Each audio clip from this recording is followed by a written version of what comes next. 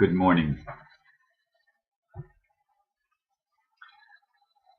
I was awake nearly 2 hours before I even came to the computer this morning. Lots of reflections going on. And I'm going to entitle today's message, Ninth Wave, Personal Reflections and Collective Overview. And my little blurb that I wrote just a little bit ago. Yes, there are lots of emotions whenever old ties are severed. For me, there are lots of emotions and thoughts going on inside. I'll share that and give an overview of where we seem to be as humanity in our evolution. Then I add a little blurb. Here's the link to Sue's message at the New Way on 9/11, the one that I spoke about in my 9/12 video.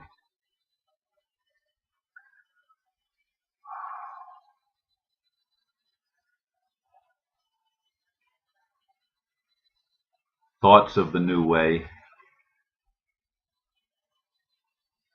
fill my mind, and emotions fill my heart because there are so many beautiful people that are part of that community.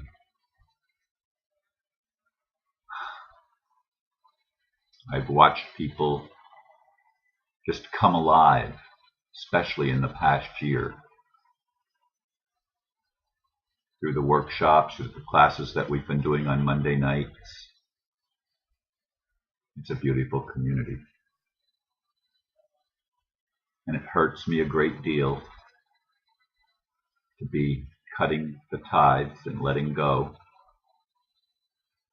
of the way that I've been committed to the New Way for over 5 years.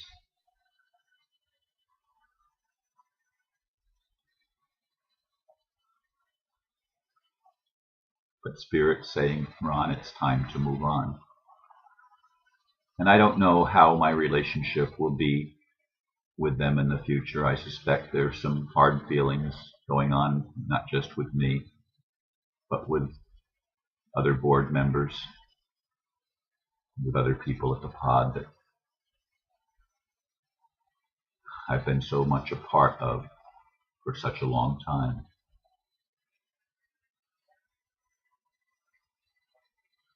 But I've also been part of a much larger spiritual community. My eggs have never all been in one basket. They aren't now, and they won't be, because I am connected globally, especially since I've been doing these videos this year to people all over the world. Yesterday, when I mentioned that I needed help with my computer, it was pretty amazing. 2 people asked that I send them my hard drive. And yes, I sent it out yesterday to my friend that I haven't met yet, nicknamed Moose, who is from Bangladesh, of Islamic background, although when I talk to him on the phone, he's not a rigid Muslim anymore. He's one of the spiritually awakened people from around the world, but he's a college student at State College, or in Penn State, in State College, Pennsylvania. And he had me take pictures of my hard drive and send it to him, and he said, yes, I think I can do that. You can't make any promises because you never know what you're going to find when you go inside of the hard drive. But he believes that he can overcome the problems that the computer place here locally was unable or unwilling to do. And another person from New England also suggested that I send him or her, I can't remember whether it was a man or a woman, the hard drive, and they would also take a look at it. But of course I had already sent it out by that time. Another person offered to give me a computer, an old computer that had been cleaned up and uh, made usable. That also was later. Another person suggested that everyone chip in and buy me a Mac notebook. I have no idea what they cost. Uh, my friend Ken has been after me to get a Mac for a long time. On the resources that I have available at this point in my life, I have to watch what I spend. And already I've spent a considerable amount of money, a whole month's income basically. I am on Social Security. I started when I was 62. I get between $800 and $900 a month income, and except for donations, that's what I live on. And when I don't have emergencies come up, that is sufficient. In fact, I'm able to put a little bit of money away and save because I'm a frugal Dutchman. And I know how to stretch my resources and make them go the longest way possible. I've been doing that all my life. Some would call it pinching a penny. Well, if anybody can pinch a penny, I certainly can. But anyway, the point that I'm making is that I am part of a global community. And people do reach out and give support in whatever ways each is able. And I'm so appreciative of the connection that I have with people at the pod, with people in other parts of the spiritual community here locally, and with people around the world that I've not even met yet. Friends that I can feel the bond of love that's being revealed and formed. Well, actually, it's not being formed. It's always been there. It's being revealed and uncovered is the truth. Because we're all one, and that's not just metaphysical BS. That's the reality. And it doesn't matter, as I've said so many times, where we are, what country we're from, what religion we've been raised in, or even practice. We're all at a place where everything is coming to the surface, number one. We're finding our niche, we're finding our spot, we're finding our place. Or we're feeling like I'm feeling right now, sort of adrift in the flow and not knowing where the flow is going to take you. Me.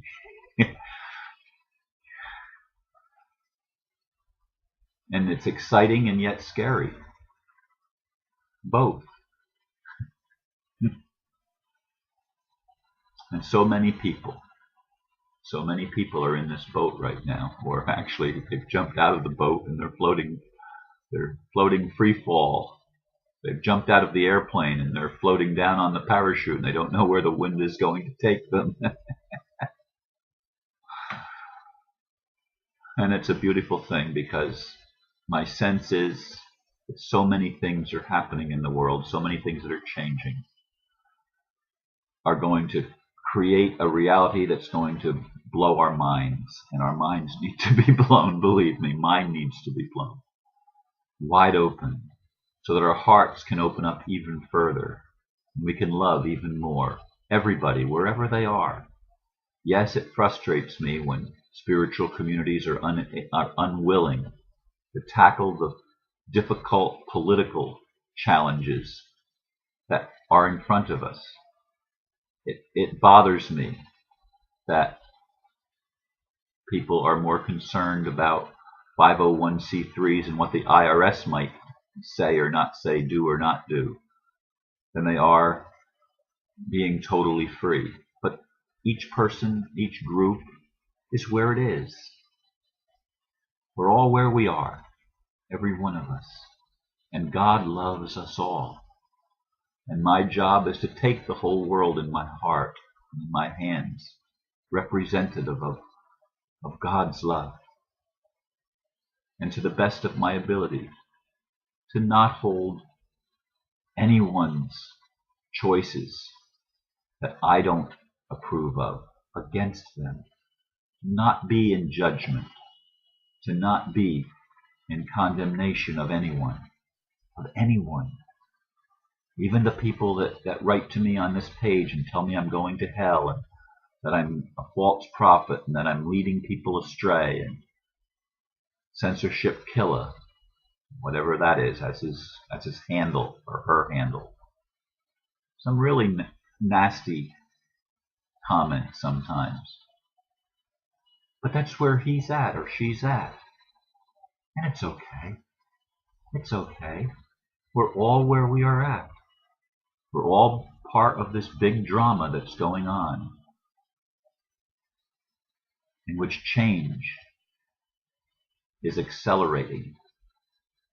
Yes, we don't see a lot of things happening yet, but they're happening. They're happening. Behind the scenes, there is so much going on. I can feel it even when I don't know it, even when I only have an inkling of what it is. I can feel in my own being, in my soul, I can feel the changes. And so can you. You're no different than me. We're cut from the same fabric. Some people imply that there are human beings on this planet that aren't cut from the same fabric. I don't buy that, because there's only one fabric, and the cosmic fabric has God in it all.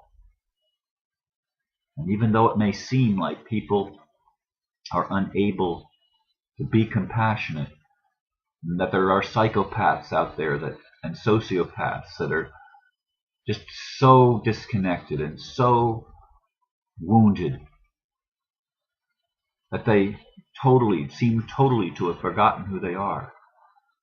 Somehow in my heart, I know that there's a way.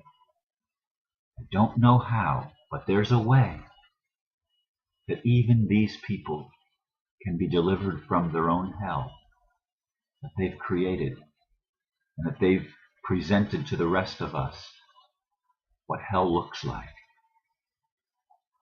what a lost soul really looks like. They've shown us that. They've shown us that. The people on Wall Street that were shown in the movie Inside Out, I didn't get to see last night. We watched, 20 minutes or 30 minutes of it, and then it totally scrambled and we were unable to continue viewing it. I tried to put it in my second DVD player. I couldn't get it to even read the disc. And so I gave it to one of the people that was here, and she took it home, and I got an email from her this morning. It worked. The DVD worked absolutely perfectly in her player. Now, while I was trying to set up the second DVD player, the first one fell off and dropped on the floor and broke. That is, the cover came off of the DVD player. And when everybody had left last night, I put it back together. I snapped it back on. The cover's back on when they were still here, but I hooked it up and I watched another DVD, and it played perfectly, even after falling on the floor. And we had somewhat watched the DVD on my DVD player prior to it. I didn't watch the whole thing because I was working on the computer, but I let it play through, and I was going out and checking on it, and it seemed to be playing fine. And yet when I'm showing a controversial DVD at my house that I've announced publicly so many times, it has scrambled. And that happened again last night. And yet there's nothing wrong with the DVD. There's nothing wrong with the DVD player. But something is interfering and making noises. Pictures freeze up and get all sorts of distortions in them. All sorts of signals are coming through on the screen. It's not the TV. It's not the DVD player. It's not the DVD. You tell me what it is. There's lots of things happening. Lots of things happening. There are people that still want to hang on to the old ways and the old paradigm. But I'm telling you folks, from the bottom of my heart, that's impossible. The old paradigm is in its death throes. And the changes that are coming are beautiful changes and positive changes.